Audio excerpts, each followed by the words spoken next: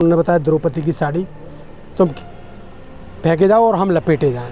ये मुद्दा खासकर क्यों बनाया गया? हो या कांग्रेस हो और इंडिया गठबंधन का भी वो लफड़ा चल रहा है और बसपा कहीं ना कहीं बसपा पर जो टैग लगता था कि बसपा बीजेपी की बी टीम है, अब कांग्रेस वहाँ पर काम कर रही है। इस काम को कांग्रेस इंडिया गठबंधन में थी और बाहर चली गई है। अब इस समय आप कैसे देख रहे हैं? देखिए, समय के हिसाब से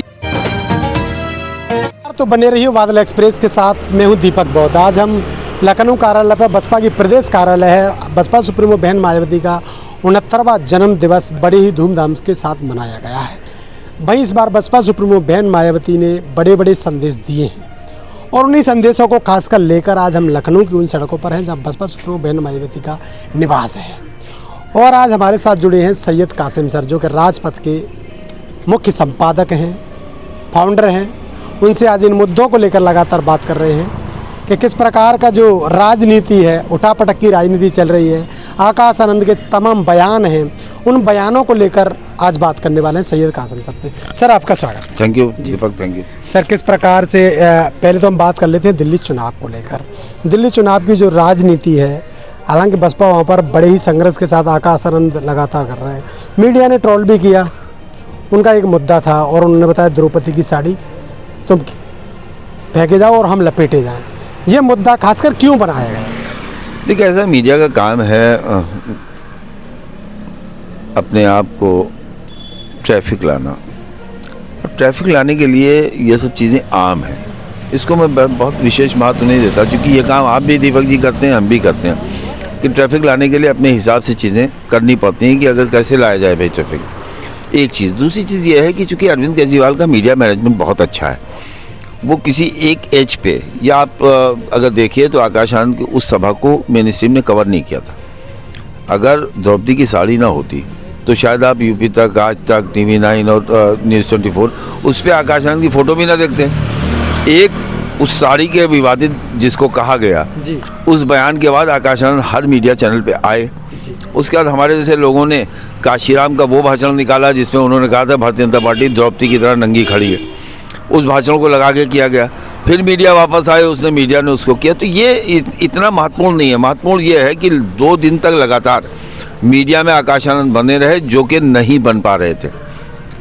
तो हर एंगल का जो है पॉजिटिव होता है। तो मेरा अपना मानना है कि मैं चीज़ों को नेगेटिव नहीं पॉजिटिव देखता हूँ। मैंने देखा कि उस दिन मीडिया नहीं है, एक अकेला चैनल भी मीडिया का जो है मेन स्ट्रीम मीडिया का नहीं था, लेकिन द्रौपदी की साड़ी के एक विजुअल ने पूरे मीडिया चैनल्स को आकाश आनंद को चलाने को मजबूर कर दिया। दिल्ली चुनाव की जो रणनीति है, बसपा के पास खास कोई ऐसा एजेंडा नहीं इस पर चुनाव लड़ पाए। दूसरी बात यहाँ पर ये आती है, केजरीवाल हो, चाहे बीजेपी हो या कांग्रेस हो, और इंडिया गठबंधन का भी वो लफड़ा चल रहा है और बसपा कहीं ना कहीं इंडिया गठबंधन में जाना ही नहीं चाहती। लेकिन इस प्रकार का जो बसपा का वहाँ माहौल बन रहा है, इससे लगातार एक बात और कही जा रही है, बसपा पर जो टैग लगता था कि बसपा बीजेपी की बी टीम है, अब कांग्रेस वहाँ पर काम कर रही है। इस काम को कांग्रेस इंडिया गठबंधन में थी और बाहर चली गई है। अब इस समय आप कैसे देख रहे हो? देखिए, समय के हिसाब से बी टीम का टैग जो हटना शुरू हो गया। पहले अकेली बसपा बी टीम थी, फिर शिवसेना के उद्धव ठाकरे के पुत्र ने कहा समाजवादी पार्टी महाराष्ट्र में बी टीम बन गई है, समाजवादी पार्टी भारतीय जनता पार्टी की। दिल्ली चुनाव आया तो अब कांग्रेस पार्टी को आम आदमी पार्टी कह रही है कि बी टीम है कांग्रेस पार्टी। अभी तक केवल बसपा बी टीम होती थी, धीरे धीरे वो टैग हटते हटते समाजवादी पार्टी के द्वारा होते हुए कांग्रेस तक आ गया है। तो मुझे लगता है कि अपने अपने सुविधा के अनुसार ये ए टीम बी टीम का जो टैग लगाया जाता था, पहले सबके पास एक ही पार्टी थी बीएसपी लगाने के लिए, अब कांग्रेस पे भी लगने लगा, समाजवादी पार्टी पे लगने लगा, कल को लालू यादव पे भी लगेगा, परसों ममता पे भी लगेगा। ये टैग घूमता रहेगा। चूँकि भारतीय जनता पार्टी खुद इतनी बड़ी पार्टी बन चुकी है, अपने संसाधन की वजह से, अपने पैसे की वजह से, अपने धनफंद की वजह से, अपनी ईडी, इनकम टैक्स, सीबीआई की वजह से, कि भारतीय जनता पार्टी तो अब बी टीम किसी की बनने वाली है नहीं फिलहाल। लेकिन उसके बावजूद, इतनी मजबूत होने के बाद भी, दुनिया की सबसे बड़ी पार्टी अपने को कहने के बाद भी, छोटे छोटे दलों से वो गठबंधन करती है। चाहे वो चिराग पासवान हो, चाहे मांझी हो, चाहे कुशवाहा हो, चाहे अनुप्रिया पटेल हो, चाहे ओम प्रकाश राजभर हो, चाहे संजय निषाद हो, पूरे देश में अलग अलग पार्टियों के साथ, चाहे अजीत पवार हो, सबके साथ भारतीय जनता पार्टी दुनिया की सबसे बड़ी पार्टी होने का दावा करने के बावजूद गठबंधन करती है। लेकिन बहुजन समाज पार्टी कल भी अकेली लड़ रही थी, आज भी अकेली लड़ने की घोषणा कर रही है। बदले हुए समय में, बदले हुए माहौल में दीपक भाई, अकेले चलने के लिए जिन चीज़ों की ज़रूरत है वो बहुजन समाज पार्टी के पास पहले होनी चाहिए। लीडर सिर्फ एक, वो भी सिर्फ ट्वीट। समय बदल गया है, अब लोग अपने नेता को अपने बीच में देखना चाहते हैं। मायावती अब खुद नहीं निकल सकती हैं तो आकाश आनंद को तो निकाल ही सकती थी। केवल जनसभा करने से आकाश आनंद दिल्ली के नेता नहीं हो सकते हैं।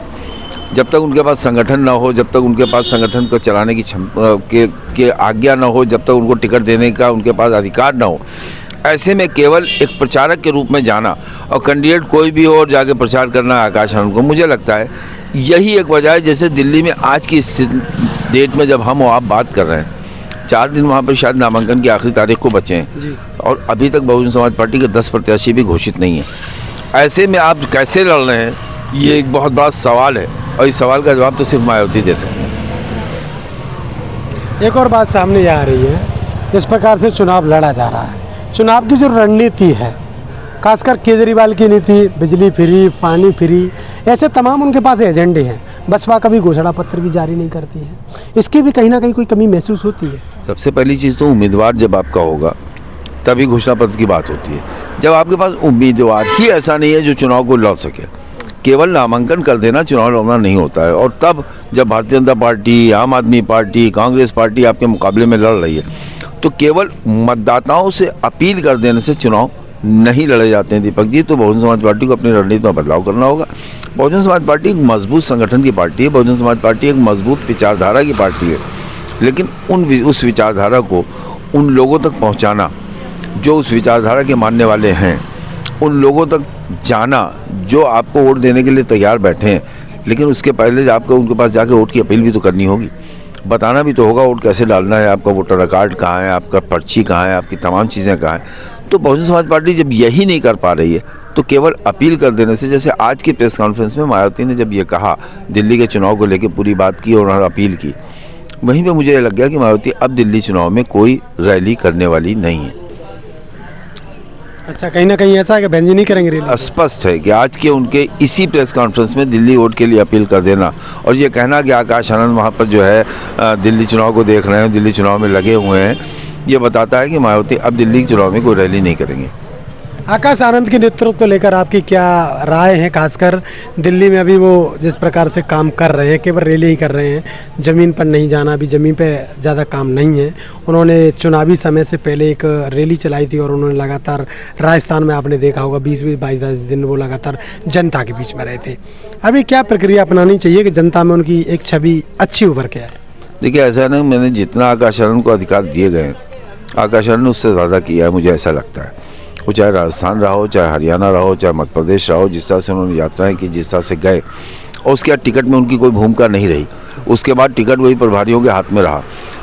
तो ऐसी स्थिति में जितना उनको जिम्मेदारी मिली उसमें उससे ज़्यादा उन्होंने करके दिया है। जैसे 50 नंबर का पर्चा था तो 100 नंबर के उन्होंने काम किया है। लेकिन आज भी उनके पास जब अधिकार नहीं है, टिकट वो दे नहीं सकते, संगठन में फेरबदल कर नहीं सकते, पदाधिकारी वो हटा नहीं सकते, ऐसे में आकाश आनंद क्या कर सकते हैं ये आप बेहतर समझ सकते हैं। आकाश आनंद भविष्य के लिए कैसे देख रहे हो? क्या आकाश आनंद वास्तविक पूरी तरह से नेतृत्व कर पाएंगे बहन जी की तरह? बहन जी अगर नेतृत्व देंगी तब पहले ये सवाल कीजिए कि क्या बहन जी आकाश आनंद को नेतृत्व सौंपेंगी। जब तक सौंपेंगे नहीं तब तक इस पे सवाल पैदा ही नहीं होता कि कर पाएंगे नहीं कर पाएंगे, क्योंकि उन्होंने अब तक जितना किया है वो साबित करता है कि उनको जितनी बड़ी भी जिम्मेदारी मिले उसे कर सकते हैं। 2024-25 के जो चुनाव आपने देखे, 24 के भी देखे, 23 के भी देखे, 25 चल रहा है, 25 में चुनाव आने वाले, बिहार में भी चुनाव है। इंडिया गठबंधन की जो रणनीति चल रही है, लगातार आपने देखा कांग्रेस यहाँ इंडिया गठबंधन से दिल्ली में बाहर हो जाती है, लेकिन अन्य राज्यों में इंडिया गठबंधन के अंडर में रहती है। भाई ममता बनर्जी की नीति, अखिलेश यादव की नीति आपने देखी यहाँ पर कांग्रेस के साथ उत्तर प्रदेश में, और वहाँ पर जाके दिल्ली में वो अरविंद केजरीवाल के साथ चले गए। इससे कोई उत्तर प्रदेश में, इन राज्यों में कोई फर्क पड़ेगा? मुझे नहीं लगता है कि कांग्रेस अगर इनकी पिछलग्गू बनी रहेगी तो अब कांग्रेस पे कोई फर्क पड़ेगा। कांग्रेस ने जब से इन छोटी पार्टियों का साथ देना शुरू किया, चाहे समाजवादी पार्टी हो, चाहे राष्ट्रीय लोकदल हो, चाहे राष्ट्रीय जनता दल हो, तब से कांग्रेस उत्तर भारत में ख़त्म होती चली गई। जहाँ उसने गठबंधन नहीं किए वहाँ आज भी विपक्ष में है या सत्ता में है, जैसे छत्तीसगढ़ है, जैसे मध्य प्रदेश है, जैसे राजस्थान है। इन राज्यों में कांग्रेस ने गठबंधन नहीं किए। अब कांग्रेस जिन राज्यों में गठबंधन कर रही है बड़ी पार्टियों से, उसके नतीजे में कांग्रेस खत्म होती जा रही। कांग्रेस उसी छटपटाहट में कि किसी तरह से अब उसको इन सबको साथ छोड़ना है। भाजपा जीतती है हारती है इसको छोड़ के, जैसे मायावती अपनी पार्टी को बचाने में और अपनी पार्टी को खड़ा करने में लगी हुई है, कांग्रेस अपनी पार्टी को हिंदी भाषी क्षेत्रों में स्टैंड करना चाहती है, बढ़ाना चाहती है। इसके लिए वो इनके साथ गठबंधन छोड़ने की तैयारी कर चुकी है। 25 के इस चुनाव के दिल्ली के बाद देखिएगा कि कांग्रेस उत्तर प्रदेश में समाजवादी पार्टी से अलग हो चुकी होगी। लास्ट सवाल है सर, मध्य प्रदेश, राजस्थान, छत्तीसगढ़ एक भी सांसद नहीं आए कांग्रेस के पास, लेकिन बात यहाँ पर यह आती है कि बसपा का जहाँ पूरे देश भर में वोट है, बसपा को आखिर कांग्रेस इंडिया गठबंधन में नेतृत्व क्यों नहीं देना चाहती? बसपा में नेतृत्व तब देगी जब बसपा नेतृत्व लेना चाहेगी।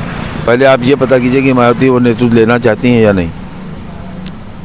इस बात की तो क्या गारंटी इस बात की कि वो करने की कोशिश कर रहे हैं या नहीं कर रहे हैं? जहाँ तक का सवाल है, चीज़ें ऐसी हैं जो कैमरे में नहीं कही जाती हैं, लेकिन मैं ये फिर कहूँगा कि क्या मायावती उसका नेतृत्व करना चाहती हैं? क्या मायावती कभी चाहती हैं कि उनको भी नेतृत्व मिले, या मायावती कभी कांग्रेस या किसी के दिए हुए ऑफर को स्वीकार करती हैं, या मायावती उनके द्वारा किए गए फ़ोन का कभी जवाब देती हैं? इसकी जानकारी पहले आपको करनी होगी। अच्छा, चलो बात कर रहे हैं अभी कुंभ के ऊपर। एक तमाम सवाल चल रहे हैं, कोई कुंभ जाएगा कोई नहीं जाएगा। यहाँ के एक लोकल लीडर्स कहते हैं, अभी जो सांसद हैं चंद्रशेखर कहते हैं कि मैं नहीं जाऊँगा और हमारा स्वर्ग नरक यहीं पर है और जो भी है वो सब कुछ हमारे महापुरुषों ने दिया है। उससे पहले वो एक जगह अखिलेश यादव जी के साथ मिलकर हवन भी कर रहे थे।